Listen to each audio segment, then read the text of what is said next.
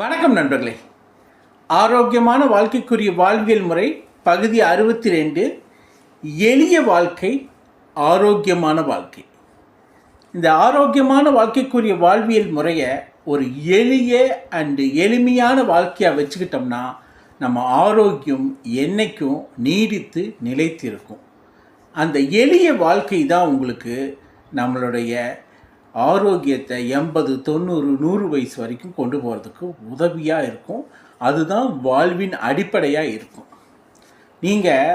நம்ம எல்லா உயிரிகள் எடுத்துக்கிட்டாலும் சரி, நம்ம முன்னோர்களாகட்டும், எல்லாருமே ஒரு லாங்விட்டி, அதாவது 80, 90, 100 வயசு வரைக்கும் வாழ்ந்தாங்கன்னா அவங்களுடைய வாழ்க்கை எளிய வாழ்க்கையாக இருந்தது. அப்போ தான் ஜீன்ஸ் அவ்வளவு ஸ்ட்ராங்காக வில் பவரோடு இருந்தது. அந்த எளிமை தான் அவங்கள ஒரு ஆரோக்கியமான வாழ்வியல் சூழலை உருவாக்கி கொடுத்தது.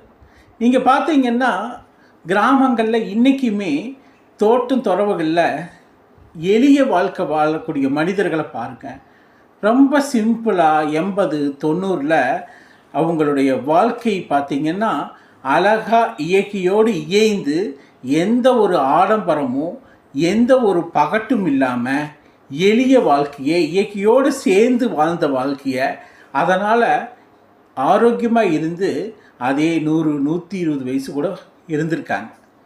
ஸோ இந்த எளிமை அப்படிங்கிறது வாழ்க்கையினுடைய ஒரு பகுதியாக மாறும்போது தான், அது ஒரு ஹேபிட்டாக, அது ஒரு பழக்க வழக்கமாக மாறும்போது தான் அது ஒரு நீடித்த ஆரோக்கியத்துக்கு உதவியாக இருக்குது. நம்மளுக்குள்ளேயே உருவாக்கிக்கிட்ட இந்த சொஃபஸ்டிகேஷன், ஒரு அளவுக்கு அதிகமான எக்யூப்மெண்ட்ஸு அல்லது மெஷின்ஸு, அப்புறம் ஆடம்பரம், அப்புறம் ஒரு கம்ஃபர்ட் ஜோனு, இது எல்லாம் தாங்க மனிதனை சோம்பேறியாக, லேசியாக, ஒரு கௌரவம் பார்க்குறதா, ஒரு ஆடம்பரம் பார்க்குறதா ஆக்கி அதைய ஒரு ஆரோக்கியமற்ற தன்மையாக உடலுக்கும் மனதுக்கும் ஏற்படுத்திடுச்சு.